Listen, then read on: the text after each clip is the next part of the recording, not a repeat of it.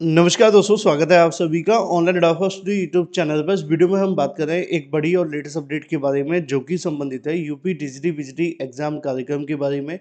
UP TGT विजिटी exam को लेकर question paper के लिए पैटर्न जारी के बारे में। जी हाँ दोस्तों, जैसा कि आप जानते हैं कि टीजीटी विजिटी भर्ती को लेकर जब आप सभी की नई एग्जाम डेट जारी हुई है तब से बहुत कम वीडियोस मैंने आप सभी के इसके बारे में बनाया। शायद ये पहला वीडियो होगा टीजीटी पीजीटी भर्ती के बारे में, क्योंकि जब तक कोई जानकारी नहीं तब तक कोई जानकारी नहीं दी जाती या दी जाएगी।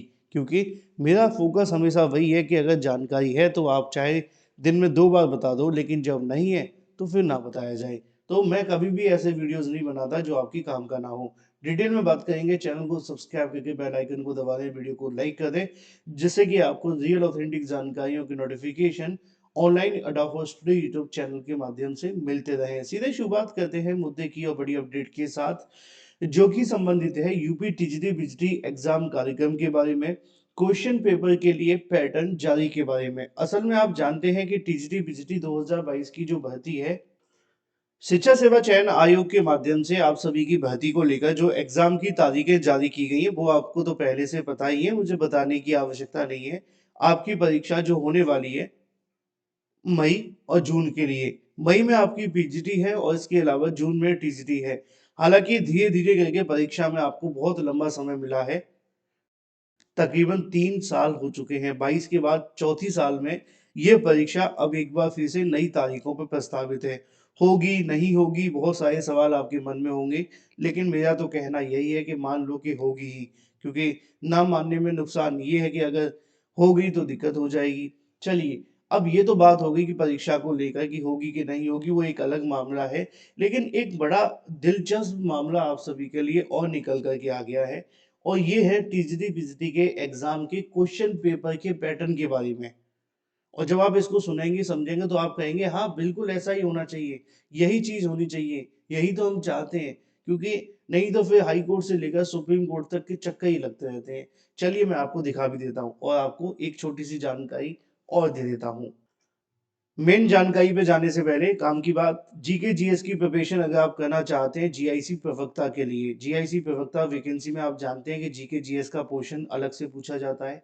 और आप अगर उसे मजबूत करना चाहते हैं तो आपके लिए अच्छी बात यह है कि 799 रुपये में मिलने वाला कोर्स आपको मिल रहा है मात्र 399 रुपये के अंदर।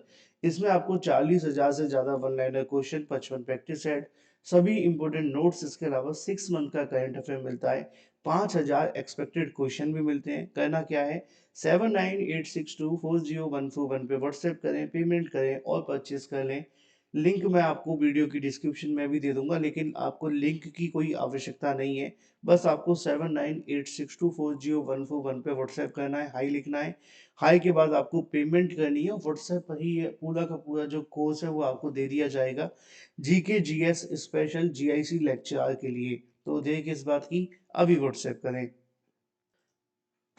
आप में से बहुत सारे अभ्यर्थी किसी न किसी भर्ती में इस वजह से फंसे होंगे, और नुकसान लास्ट में अभ्यर्थी को होता है। आयोग तो अपनी कहीं न कहीं टेढ़ी गलियों से निकल जाता है। टेढ़ी गली का मतलब ये है कि उनके लिए तो बहुत सारे लूप होल हों तब भी वो बच जाते हैं, लेकिन छात्र अगर एक गलती कर दे तो उसका जीवन बर्बाद कर देते हैं ये लोग। लेकिन आयोग चाहे हजारों गलती कर दे तो एक शुद्धि पत्र डाल करके अपना शुद्धिकरण कर लेते हैं। चलिए, ये एक मामला बड़ा ही दिलचस्प है और इसके बारे में जानकारी जब न्यूज़पेपर में निकली तो बड़ा ही अच्छा लगा। और अच्छी बात यह है कि छात्रों ने इसके प्रति कहीं न कहीं जागरूकता दिखाते हुए इस मामले को आयोग के सामने भी रखा। ये मामला बड़ा ही इम्पोर्टेंट है आपके एग्जाम के लिए भी, और भी बहुत सारी परसेप्शन है। पहले इसमें पढ़ लेते हैं। लिखा हुआ है कि अशासकीय सहायता प्राप्त एडेड माध्यमिक विद्यालय, जहाँ पर आपकी भर्ती होती है टीजीटी की और पीजीटी की। टीजीटी पीजीटी की भर्ती के अलावा और भी बहुत सारी भर्ती आयोग को करनी है, जिसमें एडेड महाविद्यालय भी शामिल है, असिस्टेंट प्रोफेसर की जहाँ पे भर्ती होती है, शिक्षक पात्रता परीक्षा यानी कि टीईटी। अब दिक्कत ये आती है कि शिक्षा सेवा चयन आयोग के माध्यम से पहली बार कोई बड़ी परीक्षा आयोजित की जाएगी। अब तक उन्होंने एक परीक्षा आयोजित की थी असिस्टेंट प्रोफेसर की। उसमें क्या हुआ, जग जाहिर है कि उस परीक्षा को बाद में रद्द करना पड़ा। अब जब वो परीक्षा रद्द हुई तो ये बात तो फाइनल हो गई कि निश्चित तौर पे आने वाला जो समय है वो आप सभी के लिए और भी ज़्यादा परेशानी भरा है, क्योंकि जैसे-तैसे एक परीक्षा हो अगर वो भी रद्द हो जाए तो क्या ही कहा जा सकता है। लेकिन अब सवाल ये बन रहा था कि जो टीजीटी-बीजीटी की परीक्षाएँ होने वाली हैं, इसमें कहीं कुछ ऐसा ना हो जाए। तो इनमें सबसे ज़्यादा कॉमन जो गलती रहती है, वो रहती है आपके क्वेश्चन पेपर के अंदर। क्वेश्चन पेपर जब बनाया जाता है, तो उसमें जो आपकी आंसर की आती है, आपने देखा होगा कि ये लोग क्या करते हैं, गलत क्वेश्चन डाल देते हैं।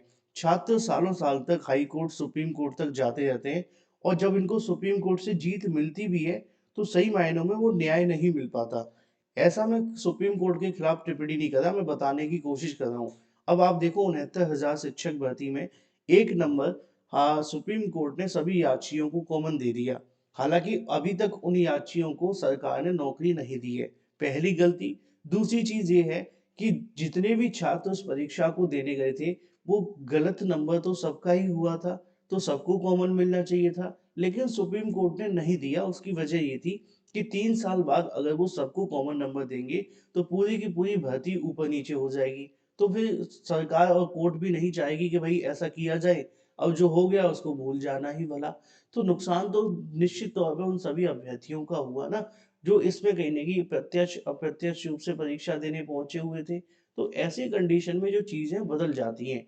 इसलिए सही समय पर भी कॉमन नंबर ना मिलना और ज़्यादा नुकसानदायक है। इसी को लेकर यहाँ पे लिखा भी हुआ है कि विवादित प्रश्न पूछे जाने के कारण भर्ती प्रक्रिया बाधित होती है। न्याय की उम्मीद में अभ्यर्थी अदालत की शरण में जाते हैं। सुनवाई और निर्णय आने में कहीं न कहीं समय लग जाने के कारण भर्तियां विलंबित होती हैं। ऐसे में प्रतियोगी छात्रों के माध्यम से मांग रखी गई कि विवादित प्रश्नों पर परीक्षा में शामिल न किया जाए। इसको लेकर मांग के संबंध में उत्तर प्रदेश शिक्षा सेवा चयन आयोग के उप सचिव को ये जो ज्ञापन है वो सौंपा जाता है। इस ज्ञापन के अंदर अभ्यर्थियों ने कहा कि परीक्षा के प्रश्न पत्र तैयार करने के कार्य से ऐसे जो प्राध्यापकों को कहीं न कहीं दिया जाए जो अनुभवी हों और जिनके तैयार किए गए प्रश्न पहले में विवादित न रहे हों। इस पर विशेष ध्यान दिया जाए कि प्रश्नों का उत्तर में केवल एक ही विकल्प सही हो और एक से अधिक विकल्प सही होने पर अभ्यर्थी आपत्ति दर्ज करते हैं, और लेकिन उनकी आपत्ति के अनुरूप निर्णय नहीं आने पर मामले हाई कोर्ट तक चले जाते हैं और भर्तियां पिछड़ जाती हैं। मुद्दा बड़ा ही दिलचस्प है और बड़ा ही महत्वपूर्ण है। उम्मीद है कि हर एक अभ्यर्थी इस बात को समझ रहा होगा कि ये कितना सीरियस है, क्योंकि अगर ये मामला फंस जाता है तो नुकसान हर अभ्यर्थी का होता है। आपकी राय क्या है वो महत्वपूर्ण है। कमेंट करके बताएं, चैनल को सब्सक्राइब करके बेल आइकन को दबा लें, वीडियो को लाइक कर दें। मैं आपसे मिलता हूँ एक और नए इन्फॉर्मेटिव वीडियो के साथ। Thank you for watching this video.